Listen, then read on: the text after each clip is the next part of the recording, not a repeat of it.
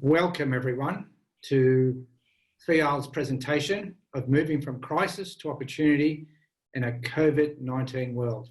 My name is Gary Saliba, and with my co-host and developer of the webinar, Marvin Oka, welcome to this session. Thanks, Gary. Welcome, everyone. It's a great opportunity to be here, and we're very excited to present to you what we have today. And so first, let's do a fast little introduction of ourselves in case we haven't met yet. Yes, please go on.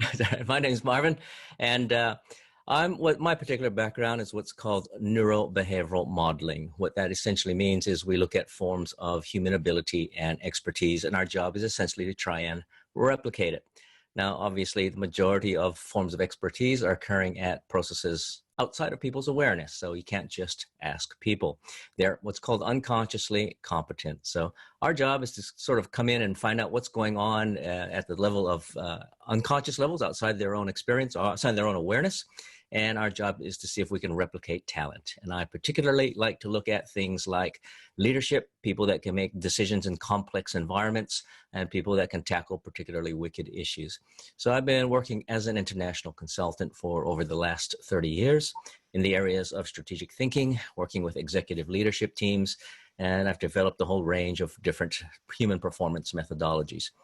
I've worked internationally around the world and with a lot of clients, and I'm particularly excited about working with you today in terms of this particular, what I think is a most fascinating topic around how do we actually look at our COVID-19 environment and how do we turn it from panic and fear and crisis into real opportunities. So I could go on forever, but I won't. So I'll hand back to Gary. Thank you, Marvin. I think from a FIAL perspective, everyone knows me. We've had a lot to do with each other for the last 5-6 years. But very quickly, my interests and expertise lie in the areas of systems thinking, complexity theory, and strategy and futures work. My main mission is to help people in businesses deal with complexity and uncertainty. And there's no great time like at the moment to highlight this capability within an organisation. I've been working in this area for the past 26 years, both in private and public sector organisations, and I've worked throughout Australia and Southeast Asia mostly. Part of my work has been a lot into the strategy area, and I've published a book on that and been featured on Open Learning Television for about 5 years, talking about systems thinking and the use of system thinking in human resource planning. To develop myself, I actually went on the Australian Rural Leadership Foundation course back in 2009, which is an 18-month development course that really gave me some insights into myself and understanding what leadership is about. So with that as an introduction from Marvin and I think we'll go into the presentation now fairly quickly, and we'll move on to our housekeeping rules for this webinar. Okay, just a couple of things very quickly. So one is that this webinar will be roughly around 60 minutes, but it might be a little bit longer depending upon your questions and answers. And also we might ask some questions, or in fact, we will ask some questions every now and then. So please feel free to respond in the chat function. You'll find a menu. It's either at the top or the bottom of your screen, depending. And there you'll see a chat function in there, and if you can either respond with a couple of some of your answers for our questions in the chat function, or if you've got any questions, please feel free to put it in the chat function, although there will be a Q&A session at the end. So if you have any really big questions, please save them up for the end. So, Gary, any other comments on the housekeeping rules? Just one more. As you know, this is a beta version of our presentation. We look forward to your comments on how we can improve this. So we'd like you to keep in mind as we progress through this webinar, some reflections for us in how we're, in terms of content and design, and the time taken to present this information, and its efficacy in how it could affect people in the industry, given your best understanding of what the industry is about. Okay, we've got quite a lot to cover in the next, or in the short time that we actually have. So we're going to take a look at understanding the different ways you could be responding in this COVID-19 environment. We appreciate the amount of challenges that this environment brings to businesses and individuals. And so let's take a look at the ways in which we can understand where we are in this environment. And also why so many people having a panic or a fear response to the world, lots of things being a sense of a loss of control, a sense of not knowing what to do next. And this is a very critical factor in terms of your ability to adapt, to be able to innovate, and to be able to actually respond to effectively in this world. And this fear response is a very major issue, and it's the focus of our webinar, topic of our webinar today. So we'll look at the mechanics of how fear works, how to actually counter it to make sure that you stay adaptive, and to appreciate the difference between what's called a technical or an adaptive solution, and why it is very critical to understand those distinctions in terms of how to respond effectively in today's world. You want to respond effectively is in the sense of in an adaptive approach, which means it's an evolutionary approach. It's not just succumbing to the environment, but it's actually utilizing the changes in the environment to learn, grow, evolve your business model, the way you think business works, the way we think the world works, and the way we can thrive in a new kind of a world. And then additionally, a very practical 7-step method for staying out of fear, staying creatively adaptive, staying in the land of innovation and evolution. So let's take a look at this new normal for a moment. What is it? Is it a crisis or is it an opportunity? So let's take a look at how the COVID-19 world is affecting us today. So when we see that it's a global pandemic, when you think in those terms that, my gosh, it's going on around the world, how do you feel? How do you think? What are your perspectives and perceptions at this kind of when you think of it in terms of a global pandemic? We know that the governments around the world have gone into lockdown restrictions. Business and industries, entire economies have been either severely damaged. We won't recover, some areas won't recover for maybe a couple of generations. Some, if they're lucky, will recover in somewhere between 6 to 12 months or 24 months after the lockdown restrictions get lifted. And some businesses will have collapsed entirely. We're also looking at the large numbers of people that are now unemployed. We're looking at people in Australia that are told to or actually enforced, we're fined if we don't stay at home unless for essential movements. And there is no certainty as to when these restrictions will be lifted. We're looking anywhere from 3 months all the way to 6 months or more.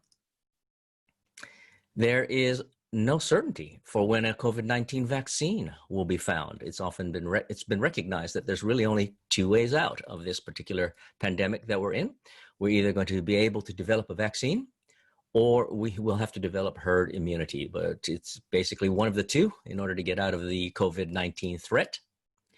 It's expected that the COVID-19 is definitely not the last of the pandemics that we're facing for humankind, and it's certainly not the only global crisis that we actually have in here. So in fact, I know, Gary, you've got some thoughts on this particular point. Yes, I do. We've got to be careful that we don't get consumed by COVID-19, because prior to that, as you all remember, I'm sure, that we still have climate change and the implications of that on our ability to grow food, to run the economy, and to survive from day to day. There are geopolitical tensions between China, the US and Russia, and the ramifications of that in terms of the redefinition of global trade. And if we consider COVID-19 and the economic implications globally, there are going to be issues in terms of regional trade blocs, the US-China tension, and the access to resources globally. There's also going to be the transformation of the economy, both the Australian and the international economy. How that plays out, we do not know yet, but there are already signs of things will not be the same as they were previously. And in Australia, we also have the added issue of productivity gains, which has been part of the discourse for some months now, or even some years, and the issues of that on the Australian economy. So with that and the lack of innovation and transformation in many businesses, due to at least these driving forces, when we start to bring into account COVID-19 and its systemic implications, we have quite a situation that is no longer normal of the past. And what the new normal looks like is only emergent in time. Yeah, that's such a critical point, that the new normal is emergent, which means we cannot predict it. We don't really know. All we know is that after all is said and done, with all of this upheaval, we are unlikely to fully return to how we once knew the world. Some aspects might be very similar. Some aspects might be relatively stable, but there will be many aspects in business and in society and in international politics that will be very much changed by what we're experiencing today. So we have to now deal with this new normal. And with this new normal, which is very not normal, very abnormal, how do we move it from crisis to opportunity? So given that all of those things that we've just said, so we would like to ask you for a moment, how are you feeling about this? And this is something you can quickly tap into the chat function. If you find the chat function button, again, as I said, it's in the menu that's either at the top or the bottom of your screen, depending upon how your computer has positioned it. But we've got a couple of questions. Number one, some people we've spoken to are extremely stressed. They have high anxiety about what's going on in the environment. Other people are, well, they're sort of head down and they're just kind of holding on. They're sort of bracing themselves and they're waiting and they're hoping we get back to normal soon. Others are actually, they're okay. They're not panicking. They're just trying to figure out what to do differently in their business or how they approach life in general. And there are some that are actually quite optimistic. They're actually very ready for creative innovation, and they are trying to spot the opportunities that are out there. So just very quickly in the chat function, just put in a number as to how you're particularly feeling. Just put in number 1, number 2, number 3, number 4. Let us know how you're feeling, and so we can start to work with that from there. And so let's kind of take a look at what we've got. Ah, great. Lots of people are saying, oh, you're at number 4. Some of you are number 3. 3 and 4, 3 and 4. Excellent. Very good. Good place for FIAL to be in. I was going to say, that's actually really good that FIAL is actually sitting in the 3s and 4 categories. I'd be stressed if FIAL was at number 1. So. Very good. Now, let's take a look at why COVID-19 is actually not the real threat to our business future at this particular point in time. Okay, someone's asking, by the way, can we see the actual panelists' feedback? Yes, I can set that up in the future if that's what we really want to see. Let's see if we want to work all of that. Okay, hopefully you'll be able to see that now. I've clicked it as to all panelists and attendees. So hopefully you can see everything there. Okay, let's move to why COVID-19 is not the real threat to our business future. Now, I know that may sound a little odd for some people as to, wait a minute, isn't the whole problem that's going on in our environment today all about COVID-19? And yes, COVID-19 is affecting all of us, but that's actually not the threat to our business future, and we'll explain why. So Gary, I'll leave this to you to explain this one. Thank you, Marvin. Well, we are living in a systemic situation, and by that, I mean there are a range of forces and factors that are interrelated and connected with each other. Some are loosely related, some are very tightly related, and their effects on each other can vary over time and space, so that if we make changes to one, we'll see quite large changes through the entire system. So these systemic situations, given the situation we're in, we rely on sources of information to update us and give us a sense and understanding of what's going on. And we rely on that from different areas. And for some of us, there's a high focus on social media, which has a almost bias in terms of if you ask for information around COVID-19 and pandemics, the more you ask for it, the more it'll give you. And so you start to get biased yourself in terms of how you source the information and the intensity of the information that you get.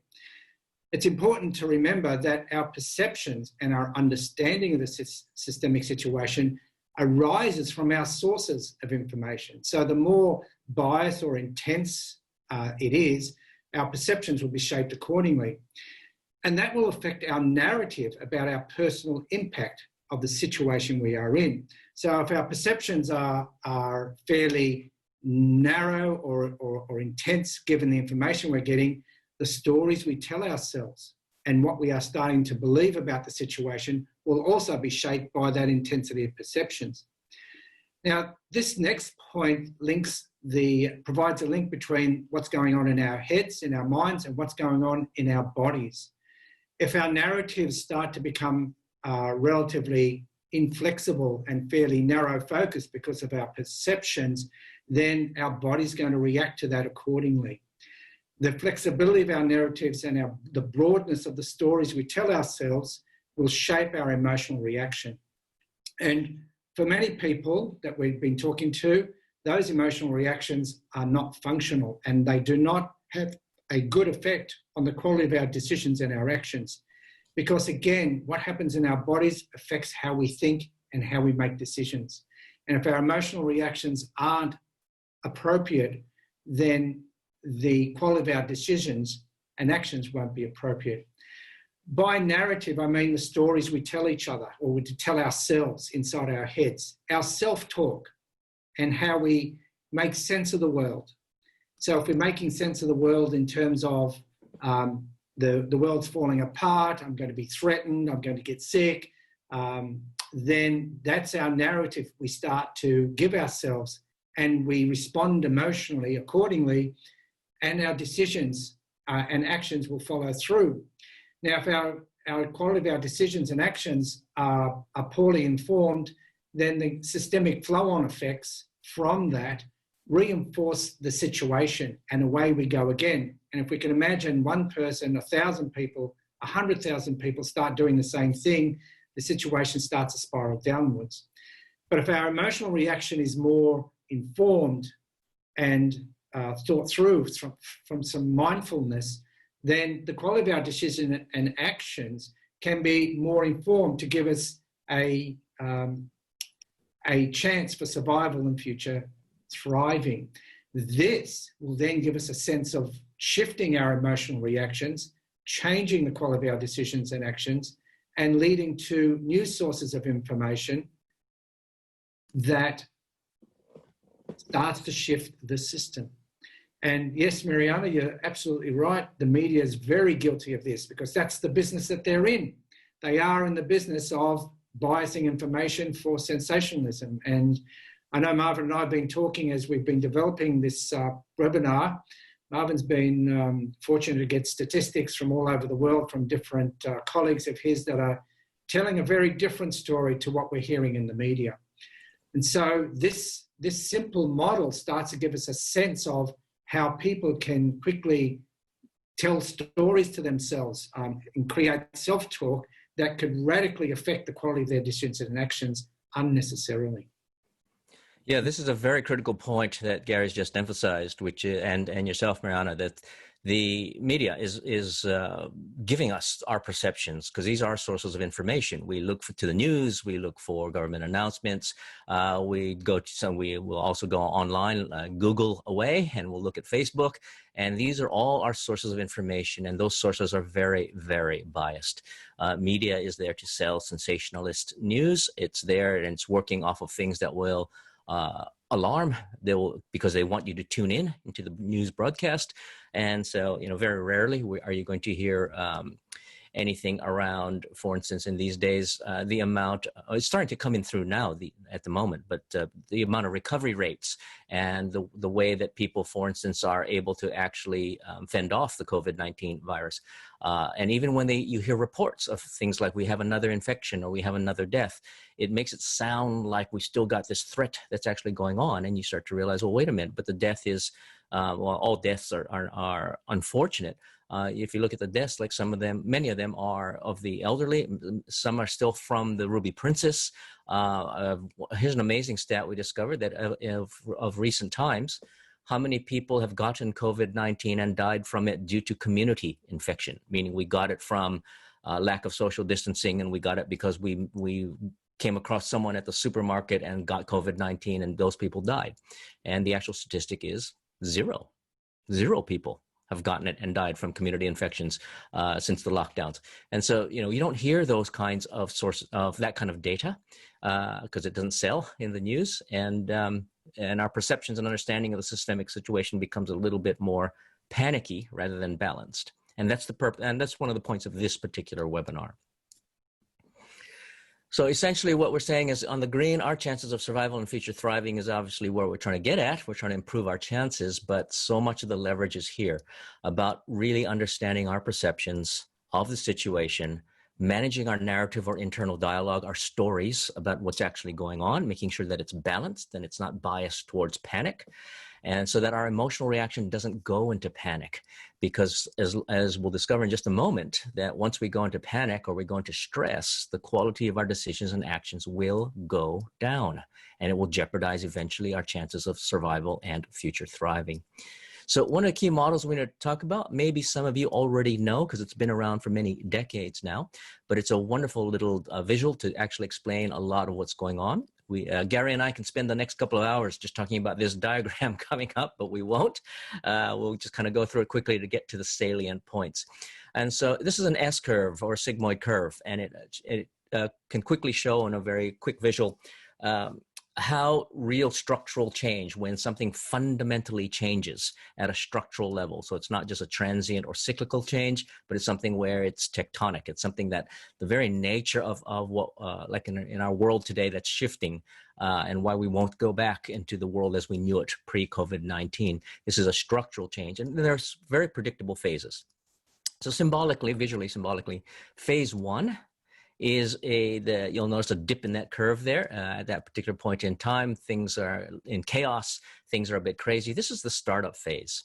And FIAL, obviously being in the world of innovation, knows very well that when you've got a new startup that's actually occurring, that's got an innovative offering or an innovative business model, the beginning point is very, very chaotic. It's very hectic. It's very unstructured, and you're just trying to do everything you can to get it up and get it alive, get the business running. And so it's a time of scrambling. It's a time of just doing whatever it takes to get going. Now, phase two, if you look at the graph, phase two is a beautiful growth phase. This is a time of very predictable, stable, certain growth. If this happens over a period of years, over several years, your goals, your strategic goals every year is to try and improve by percentage points. You might say, I want a 10% improvement or increase in revenue over last year. And it's a relatively predictable time and a stable time. This is the life is good phase. This is the growth phase. And most organizations who are in this phase, they look inward and they try and stabilize their systems. Now there is phase three. Phase three is a point where there are limits to growth. There comes a point when we start getting marginal increases for all the effort we're putting in. We're increasing more time, more effort, more money for marginal increase. And if we have business maturity at that point, the market may have matured. And if left unchecked, if you look at that curve there, if left unchecked, it will start going into decline. It will start going from maturity to decline. It doesn't have to be. Phase three can actually be the start of a new phase one. A new S-curve can come out of phase three, and this is a period of transformation, of real adaptation and evolution. But what we want to talk about here is what happens just before phase three. Just before phase three is what we lovingly call, as a metaphor, the wall. Suddenly, organizations hit the wall. It's like everything that they've been doing up until then no longer works or no longer works as well as it used to. And the reason why the wall hits is the environment has changed. The marketplace has changed. Technology has changed. Government regulations come in. Something happens where you just can't keep doing phase two, the phase two world anymore. For many people, it's a technological disruption that will occur that makes a lot of things obsolete. You could be driving a taxi, and next thing you know, an Uber shows up, and you kind of go, well, what's that? You might start to find that you did a whole lot of things with your particular business model, and you find a new competitor arises that makes your business model completely obsolete. You think, oh, you've got a great big department store, you run Meijer, then all of a sudden an Amazon shows up. And you got to go, well, now what happens? Well, this is when the wall hits and you've got to actually change. This in biology is called the point of bifurcation. It's adapt, it's grow or die time. Well, the world we're living in today, COVID-19, a global pandemic, is the wall. Suddenly what happens is our business models may not work anymore to the point where it is extreme. Governments will say, oh, you can't have crowds anymore. Well, there goes the entire sporting industry. There goes the entertainment industry. There goes a lot of shops where suddenly they just have to shut the doors. And it happened, as we all know, very, very quickly. When the wall hits, what happens? We go into fear. This fear-based response is now going to affect the quality of our decisions. But why do we fear? Why do we go into fear when we hit the wall? Number one is very clear. It's a perceived threat to survival. It doesn't have to be. The wall can be a period of evolution. It can be a period of time of a call for innovation. But for most people, we see it as a threat to the phase 2 world that we've always known. There's a loss of control. And this is a very interesting one where a great psychologist of our time, Alfred Bandura, has talked a lot about what he calls the psychology of self-efficacy, your ability to believe in your own capabilities, to be effective in the world. And as soon as you start having a loss of control, a lot of your self-esteem goes down, and you can even lose the will to live in many ways. But this is really interesting. So, Gary, you might want to talk very quickly around what happens every time government does a new policy, a new lockdown policy to keep us safe from our health issues with COVID-19, and then what that does for loss of control. Yes. And I think FIAL would be very much attuned to government regulations and when they change them, and what does it mean for the industry in general as opposed just to the health situation. But in terms of the loss of control, people now have a feeling of, I cannot do what I used to do. The normal is no longer there. And so people start to either go into a fold position. They take a physiological response to this where they can feel a sense of loss and sit in a corner. They can come out fighting even and start to hit out society. And we've seen a whole lot of violence out there already due to, especially in the US, in terms of people's lack of control or loss of control. And I think in these situations, what's important is that we start in an adaptive world. We need to redefine what we mean by control. In an adaptive world, we're no longer able to say, if I do this, I'll get that and I'll be sure of it. In an adaptive world, we need to say, I have no sense of authority almost on the system. But what I can do is set up the rules for how the system is bounded, what contains the system, and then manage and support and mentor the system to move in particular directions. So the actual control inside the system cannot be entertained. All we can do is sit back and manage the system from a larger position. And I think, Marvin, this lack of control, or loss of control, has been a furphy for many people because we think we've been able to control. But I think that's always been a wish list for human beings. Yeah, and as Rana's been pointing out as well, yeah. So when we talk about system, we could be talking basically our larger environment, whether it's our business world, our social world, or we could just say the world. So this is the way that all the dynamics of the world we live in are all changing.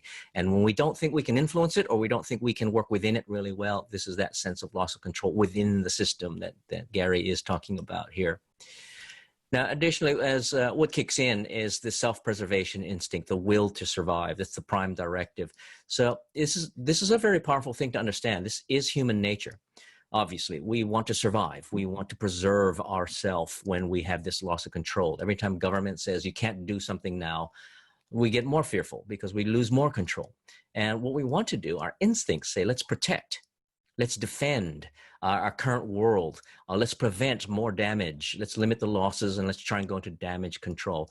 And when we have this fear response, and our decisions and actions about our business and about the way we engage in the world is about preventing more loss, by definition, what we're not at that point is creating for growth. What we're trying to do is defend in a world that is now struggling to survive, or a way of thinking and a way of being that's struggling to survive in this larger environment that's now shifting around us. And that's very damaging effects. Now, a lot of psychology and a lot of neuropsychology have long known about the damaging effects of fear. We go into, and we're going to explain, Gary and I will explain this a lot more in just a few minutes, around the fight, flight, or freeze response. And Gary also referred to it just a few minutes ago. What happens if we're going to fight, flight, or freeze? Obviously, we're not innovating, we're not adapting, we're not growing very well. In fear, what happens is people's focus of attention narrows. They start trying to focus on the thing that is threatening them, whatever is the object of the threat. In this case, it's COVID-19, this invisible enemy, as it's been called in the media. And as a result, we narrow our ability to actually see options and possibilities that exist outside our narrow focus. We, in fact, need to, for lack of better metaphors, we need more of a psychological peripheral vision to actually see the options that's sitting on the periphery of our ways of current thinking. When we go into fear, our mental, emotional creativity and freedom gets restricted and constricted. As we all can know, you can know it with your own intuitive responses, that if you are in a fear-based response, but it's pretty obvious. We're not feeling particularly creative and free when we're in fear-based responses. And neuroscience has known this for many, many decades. The number one thing that impairs the immune system, and when I say when it impairs or suboptimizes your immune system, I'm not talking about it will do this over time. I'm talking about instant. It is instant. It is within seconds. It will automatically start suboptimizing the immune system, is stress and fear. Any forms of stress and fear instantly cause the immune system to become suboptimized. Which is why rest is so important. Your immune system really does its job a lot when you're resting.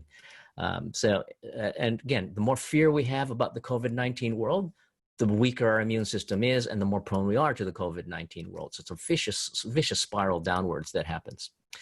It impairs healthy body functioning. When you're in fear, you'll get digestion problems, constipation, diarrhea, tension, headaches, TMJ, muscle tensions in the jaw will start to occur. Restricted breathing will start to happen.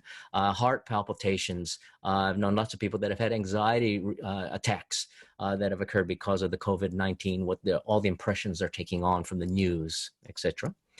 And as we'll talk about in just a bit as well, that when you go into a fear response, you actually, your neurobiology, the way you're actually physiologically functioning, affects your psychology, and you actually do perceive the world as more threatening. Whether it is or isn't, is irrelevant. You actually start seeing more danger in the world. It's like your radar is on it. So you get self-reinforcing perceptions of threats and negative beliefs.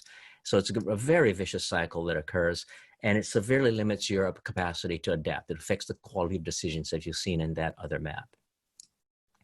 So here's what you need to know in terms of what to do about overcoming the fear response.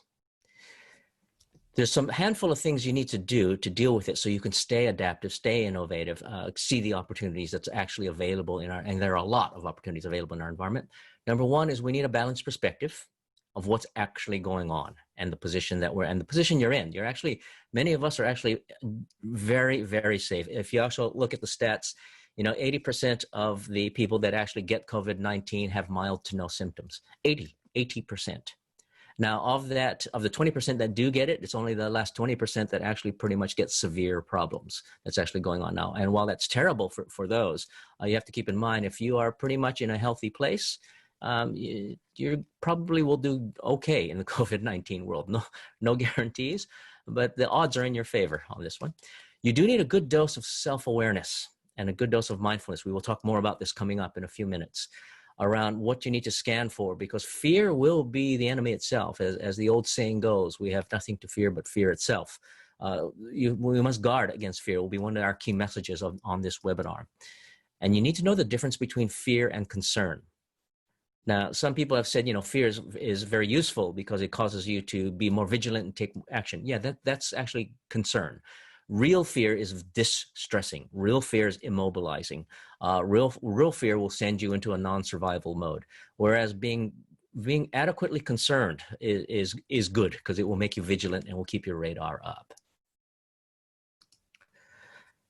You also need to be discerned, and this is probably one of the biggest one that we'll talk about in just a moment, which is you need to know when there are things in your current business model you need to protect and preserve, things you need to maintain, versus there are other things you just now have to let go. They no longer apply in this new normal world. So, Gary, any other comments on this before we move on? No, I'm pretty comfortable there, Marvin. Okay. So let's talk about knowing what to protect, preserve versus when to let go and evolve. And this is a very, very big one. So I'll go over, Gary and I, again, can talk about this next topic for a long time because there actually is a lot to it. If you're not aware of this already, you do want to become aware of this. This was actually a set of distinctions developed by several people over at Harvard Business School, one of them most notably being Ronald Heifetz, who had a background in psychology, of all things. And he pointed out the distinction between technical versus adaptive challenges, and therefore technical versus adaptive solutions and technical versus adaptive leadership. And in a technical world, if you have a problem, the appropriate thing is in a technical world, if it's a problem that is technical, then there is a solution. Core problems can be analyzed by an expert. If you're an authority and you've got enough expertise, you can look at a technical problem, come up with a solution, and now it's about implementation. So technical solutions require experts and expert solutions. They require authority. Whereas an adaptive solution or adaptive challenge is a completely different animal. An adaptive challenge is where there are multiple interrelated issues. They're systemic. They affect each other. You can't just solve one because something else will affect it in the long run. There is no single root cause on this one. And as a result, consequently, there are no technical fixes. There's no magic bullet. There's no magic solution that doesn't produce its own problem. So it's great. For instance, a classic example with COVID-19, we have a health issue. It spreads very quickly. And therefore, we need to prevent that from affecting the vulnerable, the elderly, and those with impaired immune systems. And we don't want to overload the health system. So we need to lock down people and keep them socially distant or physically distant from each other. But to do that solution, we jeopardize the economy. And not only will we jeopardize the economy, but we will now have crime issues that will now start to rise. And then there will be unemployment issues. There will be depression cases. There's going to be domestic violence now that you've got people at home in close proximity and they can't go out. They're not making money. More problems, emotional stresses will arise. So one technical fix produces more problems somewhere else in the system because everything's connected up. And as a result, an adaptive challenge requires an adaptive response. It requires adaptation on our part because the larger ecosystem, our environment, our world has completely altered, and we have to alter with it. It's if the weather is changing and we are a dinosaur, it's not enough to actually just open an umbrella, right? We actually have to adapt ourselves somehow so that we can actually match our changing environment in this one. So there's a lot we can say, but we won't go into it farther than we need to in this particular case. So Gary, I know you've got other comments about this. Yeah, just very quickly. In the parlance of FIAL, the businesses of today take more of a technical perspective on the world, and the businesses of tomorrow take more of an adaptive view. And the other thing I just want to raise that in an adaptive world, the role of the expert is no longer as dominant or effective as that in the technical world. But at the moment, what we're having are technical experts in health, which is fine, but they are using their technical skills in a world with different rules to what they are aware of and what they know of. And so the rules they're applying don't necessarily make sense in the current world, in the current context that we are operating in. And so some of the solutions that they're coming up with may not be necessarily useful for the context we're working in. So there's always the danger of the technical expert working in the adaptive world because they think they know when they don't. Yeah, that is such a critical distinction. Technical solutions to an adaptive challenge not only will not work, they can often make the problem worse. Yeah. But at the same time, on the flip side, when it is a technical issue, you need to recognize it as such because an adaptive approach to a technical issue just wastes a lot of time, whereas an expert could have just gotten in and fixed it. But more often than not, we're dealing with complex types of adaptive issues. So here's what happens. There's 6 common responses when you see COVID-19 as an adaptive challenge. And this is the kinds of things that Gary and I have seen out there in the world. And one of the first things is, fortunately, hopefully, there's no one in this at this point in time, but denial is going to be a very common one, which is what happened at the beginning of the pandemic. There are a lot of people that went into denial, and it seemed like Trump was one of those as well, that then said, look, it's just the flu, right? And that's all it is. We don't have to worry. As America, we're safe. And of course, lo and behold, they now have the highest death rate of a country in the entire world. So there's a price to pay when you are denying that your environment is changing around you. We still have denialists from climate change to you name it, but it's an interesting classic response, an adaptive challenge. The other one is to avoid or to hide away from it, just kind of like you're not denying it, but you just don't want to face it. You just try and distract yourselves with other things. You just hope it will go away at some point. There are others that businesses, when it's an adaptive challenge, they just cannot handle it and they succumb and collapse. You probably know as well, but we certainly do know of businesses that have just completely shut the doors, completely. They've just done, right? They declared bankruptcy and they've just said done. They're not even going to try and adapt. They're just going to go extinct. And so this can happen. And so sometimes they do it voluntarily, sometimes not. Sometimes they do it tragically. But when the environment changes, sometimes some species go extinct. Majority of the world out there seems to be in number 4. Majority of the world seems to be bracing and enduring it, just kind of hoping that if I can just hold out long enough, then at some point it's going to go back to normal and then I can reopen my doors, go back to business as usual, and then life will be good again.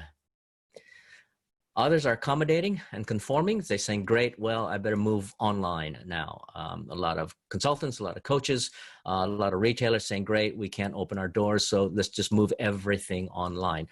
Now, there's nothing wrong with that. That certainly is a very valid and workable response if it fits your business model.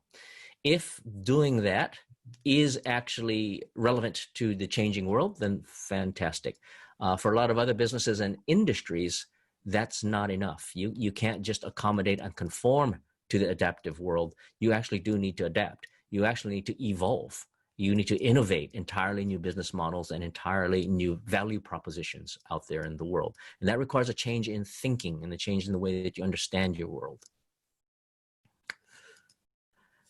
So as we can see very quickly, that the first 5 are pretty much a technical solution, and number 5 can work, as I said, if it does fit your particular business or your particular industry, but a truly adaptive response, and it's the world in which FIAL is in, which is about how to actually innovate, how to actually evolve new value propositions, given that the world is needing different things. Gary, anything to comment on this one? No, that's good, Marvin. So how do you remain creative? Here's where we get to now the heart of the webinar itself, how to remain creatively adaptive in a COVID-19 world. The first thing we have to make sure is that we are aligned in the way we see the world and the way the world is the way our environment is actually changing. We need to align our internal psychology, our internal way of understanding and perceiving the world with what's happening in the world. There's some basic 4 phases, which we will unpack over this 7-step practical set of method you can do. So one is you need in your own internal world self-awareness. Everything begins and ends with self-awareness. I've heard this great phrase once. I believe it came from Ida Rolf, who created a form of bodywork called Rolfing, and she said, "Nature is unkind to creatures that lack awareness." If you are a creature and you're not paying attention to the changes in your environment around you, you will go extinct. The easiest way to describe it is go ahead and try and cross a busy street, not looking, not listening, not paying attention to the traffic around you, and it will be quite challenging at that point. Good luck if you're not paying attention to your own health signals, by the way. If you're not exercising and you're eating all the wrong things and you're abusing your body will be sending you signals. And if you don't have that self-awareness, you've got a good chance that your body's going to have a message for you, quite a drastic message coming up for you. Mental, emotional, same way, same with relationships, everything. It goes without saying it. Everything begins and ends with self-awareness. You also need a degree of self-control, and particularly around the fear response. You need to be able to be aware of your own internal emotional reactions and start to control them so you stay resourceful. You need to take stock. Where are you with your business, with your value propositions, with your offerings in this external world? What needs to change? What needs to adapt? What can you maintain? And what needs to change? How do we upgrade it? How do we innovate? So let's unpack this a bit farther with a bit more detail here. So number one, now this one kind of goes without saying. You'll see that in the 7 steps, they go into these 4 different phases. The phase 1 is self-awareness. And the first step is you need, as we've spoken about all along, fear has a dramatic effect on the quality and wisdom of your decision making. It has a dramatic impact on your ability to survive and thrive in an adaptive world. And so you have to make a resolution for yourself to not succumb to fear. When you start feeling overly anxious, when you start feeling distressed, when you start feeling powerless in this COVID-19 world, this is the time to actually take stock of yourself and say, wait a minute, this is the wrong way to go. You need to take control of your emotions. But first step is become aware of it. So this is a degree of practicing self-awareness and mindfulness. Pay attention to your emotions. Pay attention to your thoughts and your narrative, the stories that you're telling yourself.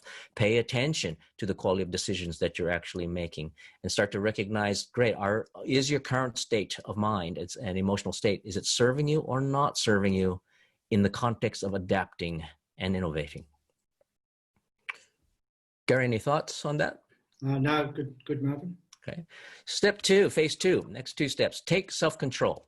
Now, this is going to be probably the bulk of what we want to talk about here, and it's going to take us a bit to kind of unpack for right now. So I know. So Gary, you might want to take people through a self-awareness exercise on just where they are with their breathing at the moment before we unpack all of this. Yeah. So let's, I think many of you I've spoken to about breathing, but in this case, we'd like to repeat the exercise. So, and we'll give you the answers shortly, but for the moment, I'd like you to just sit back and close your eyes. And as you do that, become aware of your breathing. Where are you breathing from? And just become aware of that. Find where you're breathing from and make a note of it as the first step to managing a sense of fear. And we'll come back to your answer shortly and the implications of it. Thanks, Marvin. Yeah, so critically important to have that self-awareness of your breathing patterns and why breathing is so critical. Now, both of these points here, you might be wondering, I wonder, what they mean about breath and autonomic nervous system, and what do they mean by internal representations? And we're about to unpack that for you right now. So in neuroscience, when you're having when you're trying to make the distinction between mind and body, in the olden days, in a couple of decades ago, we used to say that the mind and body are connected in a cybernetic loop, meaning a feedback loop with each other, that the mind affects the body and the body affects the mind. Well, in modern neuroscience today, they don't even make that distinction. They don't even say that the mind affects the body and the body affects the mind, because in modern neuroscience, they recognize that the mind and body are 2 parts of the same system. They're not 2 separate things influencing each other. They're actually one thing. They're 2 different aspects of the same thing. And so they actually, modern neuroscience actually uses a single word. They call it the body mind. And so they often reference the things around the neurophysiological conditions of the body mind. And so how the mind and body are working as one unit. So you are a body mind and body, all one. We're all one person. And so when we look at the body mind and how that works, one of the things affecting the overall quality of the body mind and your immune system, by the way, is called your autonomic nervous system. Now, don't worry if you're not if you don't love science, and you might have some, I don't know what representations you have about, back in school days around science class, but we won't go into it in all that kind of technical detail. We just want you to get the idea and get the salient points on this. So the autonomic nervous system is the part of your physiological structure that is autonomic, meaning it's self-regulating by itself. And it does things like keeps your heart beating, keeps your lungs breathing, wakes you up in sleep. You don't consciously think, oh, I'm going to wake myself up from a deep sleep. You just start waking up. Your autonomic nervous system is working by itself to maintain your survival. And that's the way it was thought, as we're going to talk about in just a moment. There's a new theory around how the autonomic nervous system works. By new, I mean it's several decades old now, but it's not just survival. It's not just self-regulation. And there are two arms to this system: the sympathetic, or the fight or flight mode, and the parasympathetic, the relaxation, rest, recovery mode. You need both, obviously, which is why your ANS works well. The challenge is this, is that for a lot of people, if they are overly sympathetic, overly in the fight or flight, they suffer a lot of anxiety, a lot of stress. They are very tense. They'll suffer a lot of tension headaches and TMJ jaw problems, gritting of teeth at night, because their sympathetic mode is just, it's imbalanced towards the sympathetic mode. For others, where they've got too much parasympathetic activity, relaxation, rest, recovery side, motivation is really difficult for them. It's hard for them to get excited. Every day takes effort to get out of bed. Every day is heavy gravity as a day. They can suffer depression, apathy, lethargy, etc. Obviously, we don't want either side. We want to be balanced. We want a form of coherence. So, but if we're one or the other, how do we influence it? Because it's autonomic. Well, modern neuroscience has shown that there is a way to actually, there are many ways to actually influence the autonomic nervous system. One of the easiest is through our muscular system, which we do have conscious control of. But by far, as much research has shown, by far, the number one easiest, fastest, and most profound way to influence the autonomic nervous system, so you're not overly stressed and you're not overly depressed, but you can come back into what's called a coherent zone, a nice flow zone, is through breathing, particularly deep diaphragmatic breathing. It's very interesting if you look at wisdom traditions from around the world, across the last 2,500 to 3,500 years. Any wisdom tradition that has practices involved, whether they're yoga practices, Buddhist practices, Taoist breathing practices, whatever it might be, you'll find they all, there's no exception, they all have breathing exercises. They all start with breathing exercises. And there's a very good reason for that, because until you can control your breathing, you cannot control your autonomic nervous system. And if you cannot control that, you cannot access deeper, calmer states for increased wisdom in consciousness. And so they always start with deep breathing in some type of a form. Again, we can go a lot into this in terms of all the science as to what happens with deep diaphragmatic breathing, but we want to cut to the chase on it for now, especially in the time frame that we have. So the first step is deep diaphragmatic breathing. Now, the easiest way to do this is that it's also neuroscience has known for many years now, many decades now. Every in-breath you take activates the sympathetic nervous system, and every out-breath you take activates the parasympathetic nervous system. So theoretically, you should be in perfect balance. Mind, body, emotions should be in perfect balance with every breath cycle. But we know that's not the case with what happens out there in the world. People are stressed, people are depressed. Why? Because their breathing is not even. Their breathing is out of sync, and it's certainly not deep. It's not deep diaphragmatic breathing. Shallow, rapid breathing in the chest will produce anxiety and stress. Long exhalations, minimal inhalations will cause depression, apathy, lethargy. And so while we're not saying it's the sole cause, we're saying it's a major part in how to actually, how your body mind is responding or processing your world. So we want to take a deep breath on this. So Gary, do you want to take people through an even breathing exercise? Okay. All right. So if I can ask you again, please sit back and just drop your shoulders, even close your eyes if you feel like it. But now I'd like you to take a deep breath in through your mouth and breathe in deep from your diaphragm and hold, and then relax. Breathe out equally in time for the breaths you took in. And how does that compare to the previous exercise where we asked you to be conscious of your breath? Is it different? Is it the same? And what feeling do you have now in your body as a result of taking that one breath in and that diaphragmatic breath out. Any quick comments? Feel calmer. Terrific. That's the idea. And it's a matter of practice over time, and you actually feel the body relaxing down and your mind opening up. And again, it's that body-mind issue and how that affects then our thinking and our decision-making. Okay, Marvin. Don't need to inhale so much air. Excellent. Yeah. By the way, as you're saying, you feel calmer. You're not just feeling calmer, you actually are calmer. And instantly your immune system frees up to actually go to work and actually keep your body healthy as well, because you're not in defense mode, you're actually on repair mode, and you're actually freer to be more creative.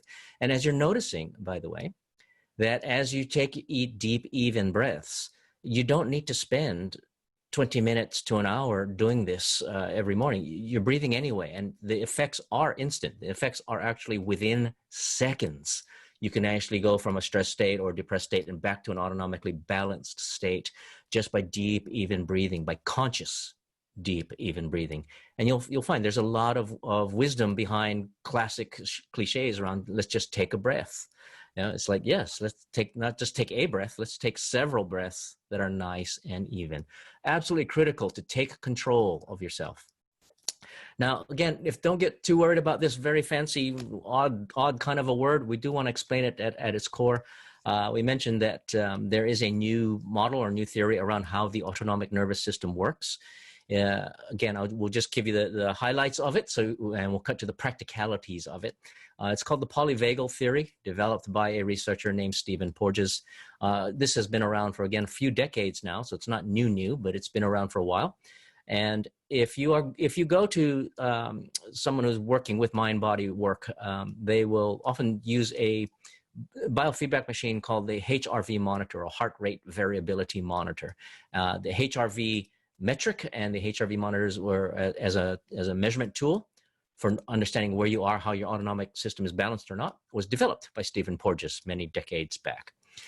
So as you can see, he's not just anybody. He's a pretty big deal researcher, and he wrote several books, and his polyvagal theory has been highly influential in not just medicine, but also in psychotherapy, also in sports performance, in trauma therapy, in personal development, in sports coaching, you name it. The polyvagal theory has tremendous applications on so many places, in so many areas. And as in one of the books there, it says the transformative power of feeling safe. And there's a big reason why safety is now a big issue and how relevant it is in our COVID-19 world. Look, cutting to the chase, again, Gary and I can spend the next several days talking about the polyvagal theory, and again, we won't. Basically, what he's saying is there are three modes that we can go into, not just fight or flight and rest and recovery. There's actually three modes. So starting at the bottom, we can be in a green mode where we are feeling safe. And when we are feeling safe, we become socially engaged. We start putting our attention outwards and we start connecting with people. Our digestive system is working really well, and we want to reach out, connect with people and engage socially. When we perceive threat or danger when we perceive danger in our environment, the sympathetic mode kicks in and we go into fight or flight. I don't know if anyone's ever been in a meeting where you might have, things might have gotten a little heated and unconsciously you're sensing a bit of danger, and you might go into fight mode where you start arguing or you start defending or whatever it might be. Or you might think, I need to get out of here, right? One of the two. And that's the sympathetic mode kicking in. So you'll want to either self-protect, preserve, protect, or you'll want to get out of there. You want to mobilize, run away. If you actually move from danger to a life-threatening stage, where your perceptions are, this is actually survival-based now, we actually go into an over-parasympathetic response, and we go into the freeze response. It's the kangaroo in the headlights type of a response. And you'll find it where suddenly it's kind of like a mini shock. All of a sudden, someone asks you something and you've got nothing to say, or you won't move. If someone yells at you and suddenly you just freeze for a second or two, that's this particular mode kicking in. And so the freeze response is really interesting. And we see a lot of people out there in the world in this COVID-19 world that are actually in this red zone. They're actually frozen. They don't know what to do. They've shut their doors. They're staying indoors. They're staying socially distant, physically distant, and they're not doing anything. And basically, they're hoping at some point the COVID-19 threat goes away. And they're not active. They're not creating new models or seeing where the new opportunities actually are. Others are in yellow zone. They're trying to say, great, how do I get back to my business? How do I reopen my doors? Let me move everything online. They'll mobilize that way. But for those that are really innovative, they're hanging out more in the green stage at this level. So. Before you move off this slide, Marvin, I'll just give you a moment to answer Mariana's question. I'll just comment that from a FIAL perspective, from a strategy perspective, a large part of the strategy is around enabling and supporting collaboration and innovation in the food and agribusiness sector. And what this is telling me that as if business people and businesses are in yellow and red frames of reference, are in red and yellow states, their capacity to go out and socialise, to collaborate, to share information, to be inquisitive, to be innovative, isn't going to be happening.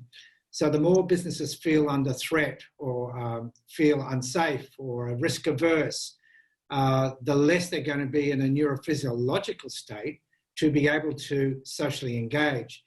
And I think one of the key elements in moving forward is to enable businesses to feel, people and businesses to feel safe and relaxed so that they actually have the body-mind to be able to socially engage, to collaborate and to engage in innovation.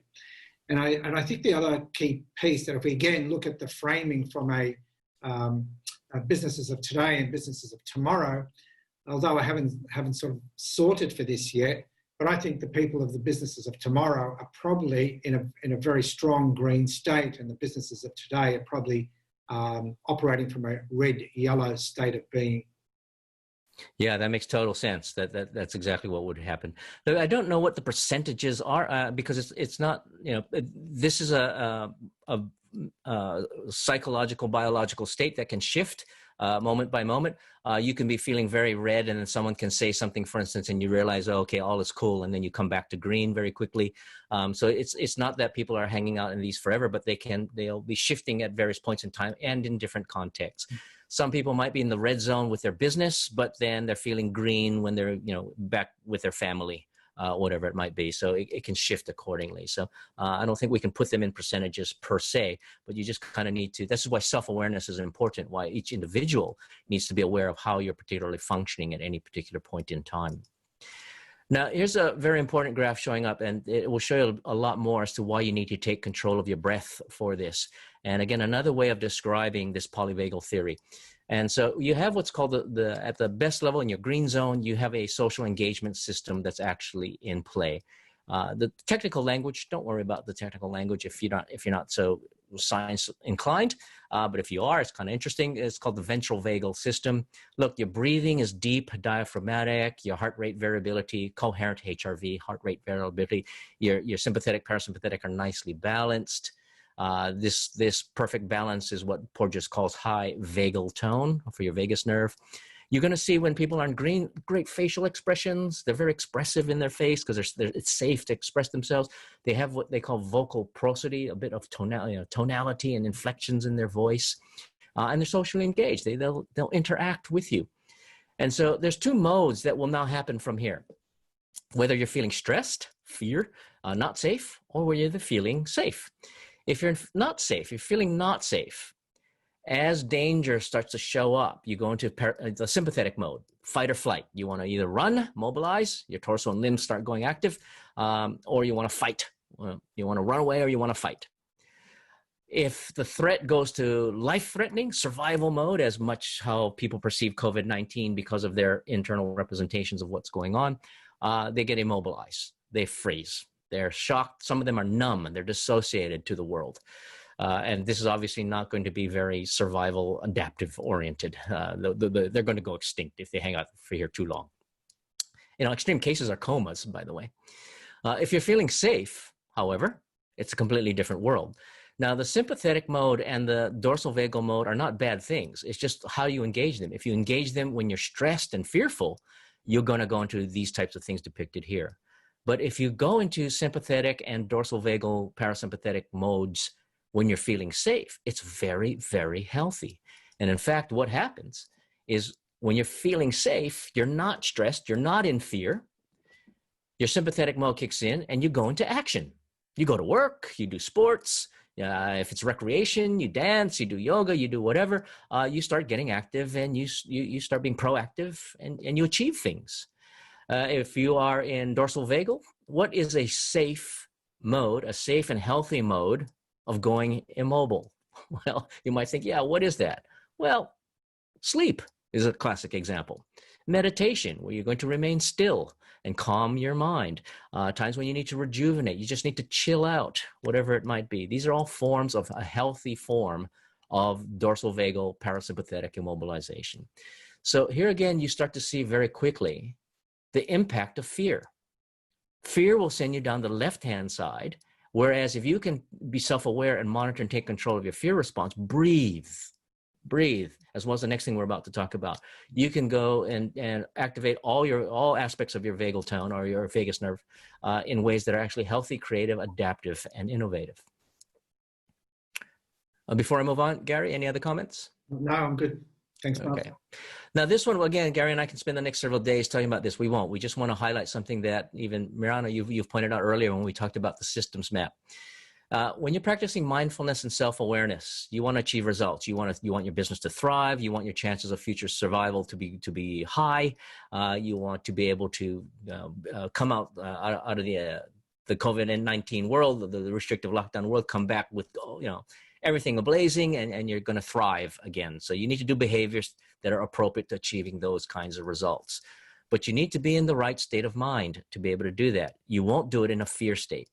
You won't do it in a protective defend state. Well, because what that will do is you'll try and do a pre-COVID-19 world in a post-COVID-19 world. And it might work, but the odds are not in your favor, right? As we talked about on the bottom, your physiology is important. You need to monitor your vagal tone, and you do that by breathing. But you also, as pointed out in the previous systems map, you need to take control of your internal representations. How are you representing the world internally back to yourself? What pictures are you making in your head? What pictures are you taking on? If all you're seeing is news of COVID-19 deaths, do you think the whole world's dying? When you realize, well, actually, no, the whole world isn't dying. 80% of the people getting COVID-19 are doing fine. And in fact, our infection rates are dropping. And those are different pictures to have in your head. Don't just take on all the pictures and all the stories that the news is telling you, or even what government is telling you, or what talkback radio is saying, or Facebook is telling you, or what Google reports are saying. Those are they're only showing you stuff that are it's partial. Auditorily, what are you saying to yourself? Kinesthetically, what sensations are you experiencing? This is where the mindfulness comes in. Auditory digital is a fancy language. It basically means language.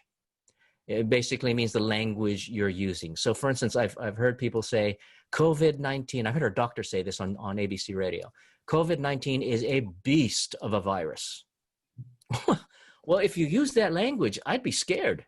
I'd be very scared. Look, it may be a very infectious virus, and it can be a very deadly virus, particularly since we don't have a vaccine on it. But if you tell me it's a beast and it's running rampant in society, then it's going to cause me to go into a fear response, and I'm going to shut down.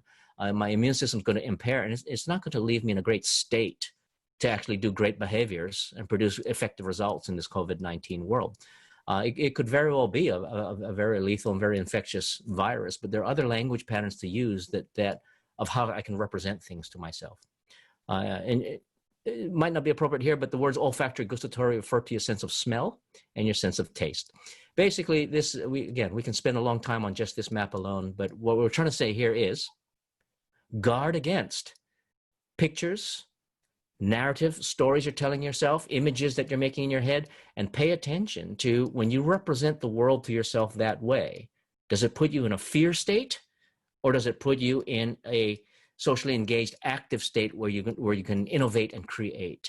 I'm not saying deny it. I'm not saying be Pollyanna about it, but what we are saying is be careful of freaking yourself out by not taking control of the way you're internally representing the world back to yourself. Because if it puts you in a fear state, I can tell you this, you will not be adaptive at that point. I think in this case, this slide's important because it puts the responsibility back on each of us in how we make sense of the world that we're living in, how we make sense of it inside ourselves, and the actual results in terms of our state, our behaviour and our results. If we rely on others and take more of a victim mentality and a helplessness mentality, then we'll only take on the fears of the external world, and the results won't be as what we want. Yeah, exactly right. So summarizing, this is what we mean by those 2 points. Take control of your breath, regulate your autonomic nervous system, and take control of what's going on inside your head. You know, get balanced perspectives. If you're going to have images of people dying, also have images of people thriving as well, getting healthy with their antibodies. You know, 80% of the population or 80% of people getting COVID-19 are doing fine. Have those pictures as well. Right? Have a good balanced perspective here. Number 3, take stock. In phase 3, focus on what's within your immediate control. There are things in your business world that, look, the whole world hasn't come crashing. There are things still within your control. If you've had to close your doors or whatever it might be, there's still things you can do. In the food and agricultural business, there might be things where maybe your supply chain is disrupted. There are still things that you can do. Focus on what you can do. If you're freaking out, you probably won't focus on it. If you stay calm and relaxed, you probably will find areas where you kind of go, I can still do certain things, and recognize what needs to be let go of, what needs to be maintained, and what needs to be evolved. And this is important. In a new world, there are certain rules or certain assumptions and beliefs you've had, certain keys to your success to now, that some of it still work, some of it no longer works. You have to let it, you just have to let it go, and you have to move to a new world. Gary and I want to give you a really simple hip pocket set of questions, very, very powerful. You can run entire strategy workshops on this with your teams if you particularly want to, but it's an incredibly simple hip pocket tool that you can use and take away from this webinar. We call it the 4 efficiency questions. And you just need to ask this: given your model of the world, given your business model, given the way you've been doing things, given how you think your business works, just ask yourself this: what can you do, or what can you, or what do you need to stop doing because this no longer applies in this new changing world? What do you need to start doing that you haven't been doing? Like, for instance, if you've been really lax on your digital strategy, you need to start that. You know, if you think, well, I'm going to just rely on the classic economic supply chains the way that it has been, well, you might need to stop that if that's all going to be different in an emerging world. You need to think, what do I need to change in my business model? What do I need to modify, upgrade, or what do I need to completely evolve? And what things stay the same? What can I maintain? And this is by no means trivial questions. There are only 4 questions, but they're not trivial. You really have to think. What can I maintain? What will still be the same probably as we're emerging out of COVID-19? What needs to change? What are new things I need to start? What are things that I've built my own business on that I just have to stop? They no longer apply. And you have to these are hard-hitting, soul-searching questions, each of these. You don't treat, even though they're only 4, please do not treat these trivially. These are very deep questions with deep design, deep analysis, and deep design. Especially given the context that we're in, that is highly complex and uncertain. And so answering these questions in this kind of context makes it considerably more difficult, not impossible, but more difficult. And so I support Marvin's suggestion that take these very seriously. They might look simple, but they have deep design implications. Yeah. And so again, focus on your immediate control, recognize what needs to be let go of, maintain, and evolve. And then finally, upgrade. Let's take a look at what new needs and opportunities. Now, just because we're coming out of COVID-19, look, as the business ecosystem, your social business environment is changing, there will always be new emerging needs, wants, opportunities that are popping up everywhere. If you're not in fear and you're relaxed, you will see those opportunities. Your peripheral vision, your strategic peripheral vision will widen, and you'll be able to see new opportunities emerging, new ways you can innovate, new collaborations, new networks you can partner with. New things will emerge if you're open to them. People are not going to stop having needs. People are not going to stop having wants. Opportunities will not all vanish. As long as people are wanting and needing things, new opportunities will arise. As old businesses and industries go by the wayside, new ones will start to emerge, and you want to ride that wave. And this is predominantly, as my understanding is, this is predominantly where FIAL sits. FIAL is helping people in this particular industry emerge new kinds of ways of going about fulfilling needs, wants, and opportunities. And so, quick recap: you want to align your internal and external worlds. You do it by running through this cycle. Be self-aware, have some self-control, take stock of where you are, and upgrade what you need to. How do you do that? You do it by these 7 steps. You resolve not to succumb to fear. Be self-aware and mindful. Take control of your breath and your autonomic nervous system so you stay socially engaged and you don't freak out. Take control of your internal representations to make sure you have a balanced perspective of your world, of what's happening out there. Focus on what's on your immediate control. Notice what you have to stop, start, change, and maintain. And evolve your business model accordingly. 7 steps. The first 4 are internally focused. The last 3 are externally business focused. And that's particularly 7th step. The 7th step is where pretty much FIAL sits in. So what does this all mean for you right now? Well, if we were to summarize, here's some takeaway lessons for you. If you have to walk away and say, okay, what did I learn from this webinar? Well, these things. Number 1, guard against reacting with fear. You have to guard against fear. Fear will prevent you from evolving and seeing new opportunities. Take control of yourself. Take control of your breathing and your state of mind. Take control of the pictures you're making in your head of what's going on around there, the story and narrative you're making, because it will put you into a different emotional state, which will affect the quality of your decisions, which affects your long-term survival. Get a balanced perspective. Look at your business model, recognize what's workable, what isn't, what needs to evolve. Keep your radar out for emerging new opportunities. The social, political, business ecosystem will continue to change, and every time it changes, new opportunities are going to be emerging, and therefore, be willing and courageous enough to innovate. Use FIAL as a resource. Let FIAL help you transform crisis into new possibilities and opportunities.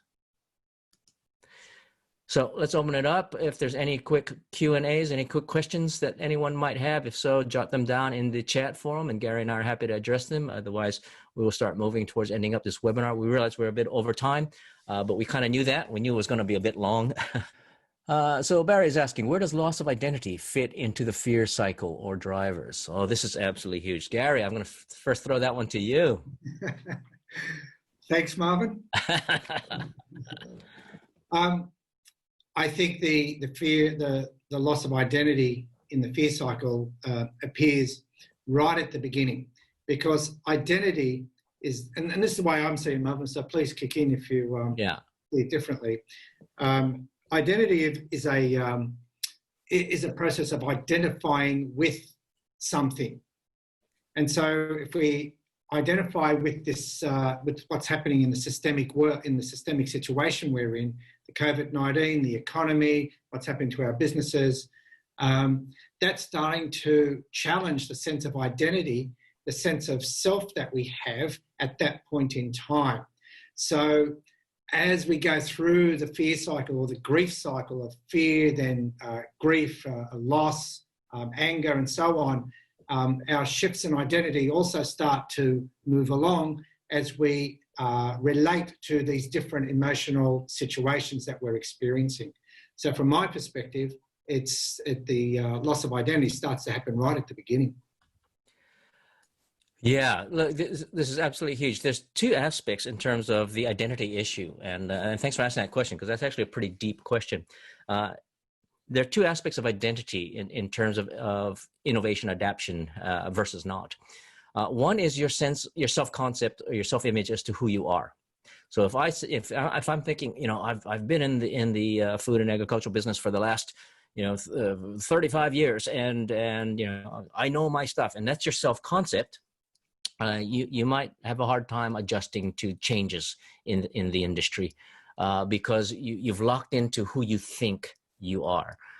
Now, how do you free that up? One of the ways to free that up, because you don't just jettison the whole thing. I mean, obviously, if you've been successful for 35 years, that counts. That's really good. There's the second aspect of identity that's really critical, which is your capability to learn and grow.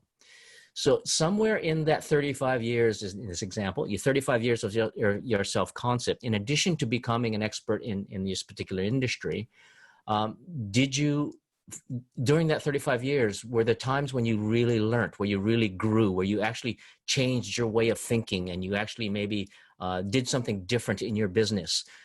Then you know your identity is someone who has that capability to learn and grow and to move to a new level in how you actually approach business or how you approach your self-concept. And if you can link to that, if you can have an identity that says, I am someone who can learn and grow and evolve, that will free you up considerably. So it's not just having a self-concept of who you are, but who you are as someone who can actually learn and evolve. That's going to be a very, very critical component. People are also asking, look, who is this audience? Who is this for? Look,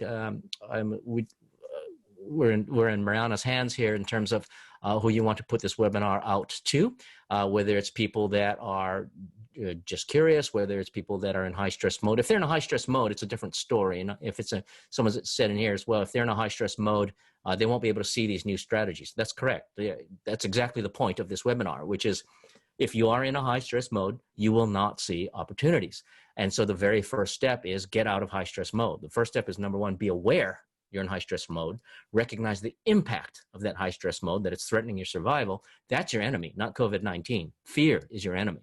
And so really what you need to do is take control of your breath, get back to a state where you can see the opportunities. Now, what strategies that are become available, that comes after the fact. To get yourself out of fear and protection type of a mode.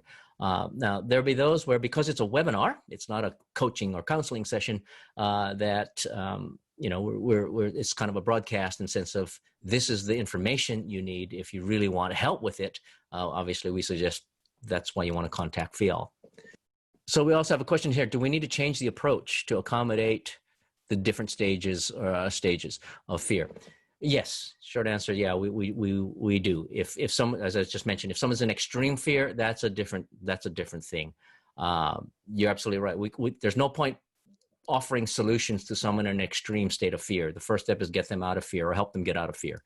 And the way to do that is actually, if they're extreme, it might take counseling, coaching.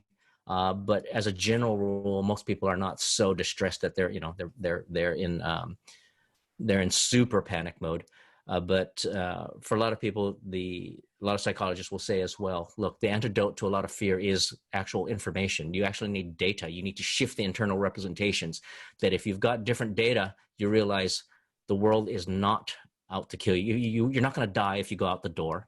You're not going to die if you actually go to the supermarket and accidentally end up talking to someone a little bit closer than 1.5 meters. The situation is not as dire as that. We're not living in the zombie apocalypse, despite what it might feel like. So Gary, can you look through any other questions and see anything we've missed? No, I think that's pretty well covered there, Marvin. I'd just like to say, keep breathing. Yes, absolutely. Keep breathing. So thank you to everyone there and on this pilot. Thanks to Mariana for getting us to actually work on this particular pilot. I mean, another thing has just come in. Thank you very much. Very nice. Thank you.